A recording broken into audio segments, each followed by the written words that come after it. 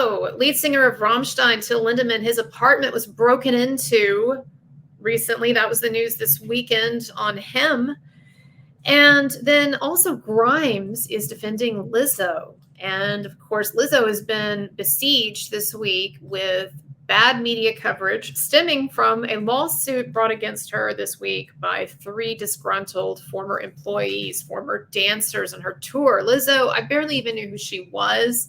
I just don't follow pop music, but apparently she's this big pop star who prides herself on being fat, basically, and being a great pop star and whatever, right? But that's a big part of her shtick, you might say, or her rationale.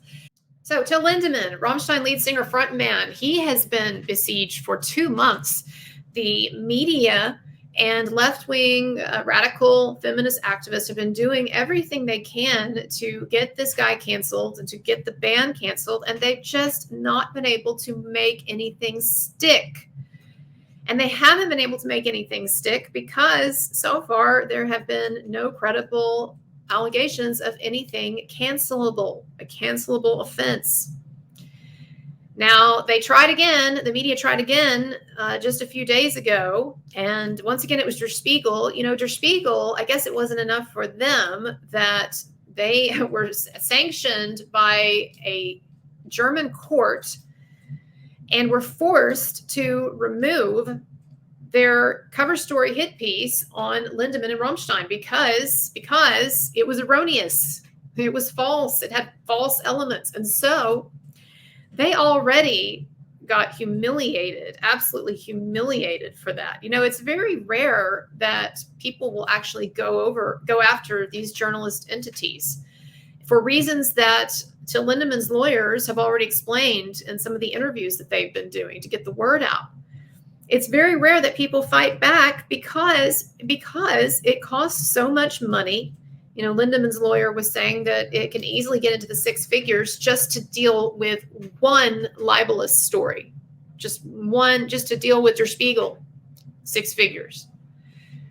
And so these magazines and these news outlets, they make a very cold calculation that, they're not going to really be able to do anything. And so it's rare for them to actually be brought to court and to be ruled against. And so this was very humiliating for them. And but I guess not humiliating enough, or maybe too humiliating. I'm not sure, because they're back at it with another anonymous story, and it's an anonymous allegation of consensual sex. The age of consent thing, it's the age of consent is lower in Germany than it is here. And people can dislike that if they want to. But the allegation against Lindemann by this one anonymous woman is not of anything illegal. And what she says is that she looks back now and she realizes that she was too young. Yeah, now, over a decade later, and anonymously. And look, I've noticed that these magazines and these newspapers, they love to play this little trick with the anonymous accusations where they will give them a credible fake name. They'll give the accuser a credible fake name.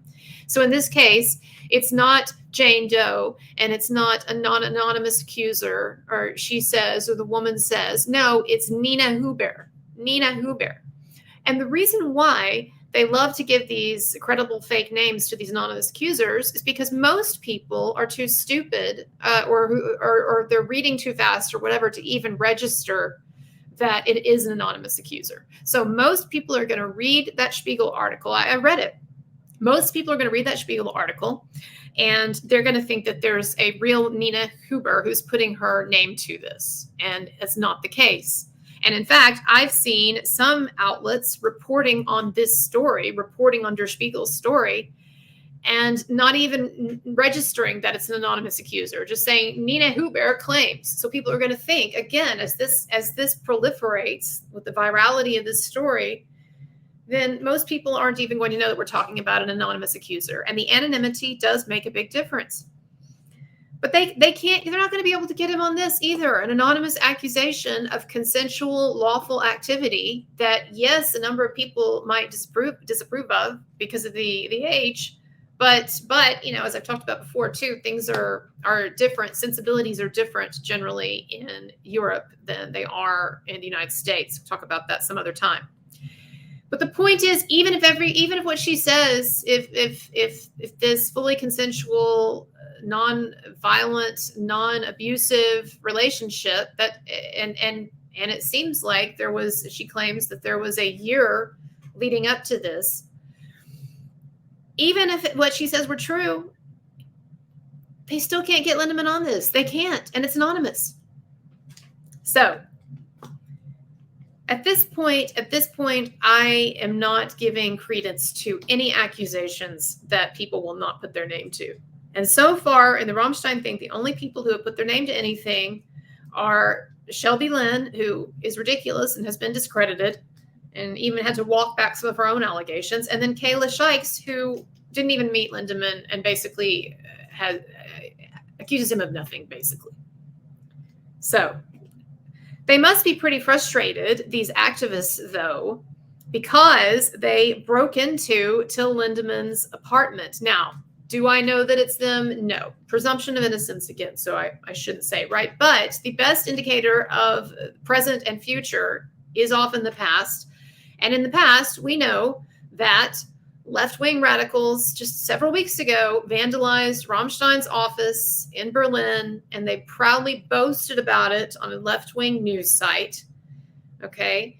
And we know that these left-wing activists have been for weeks and weeks and weeks now agitating for people to take action against Lindemann and against Rammstein, and to take even radical action.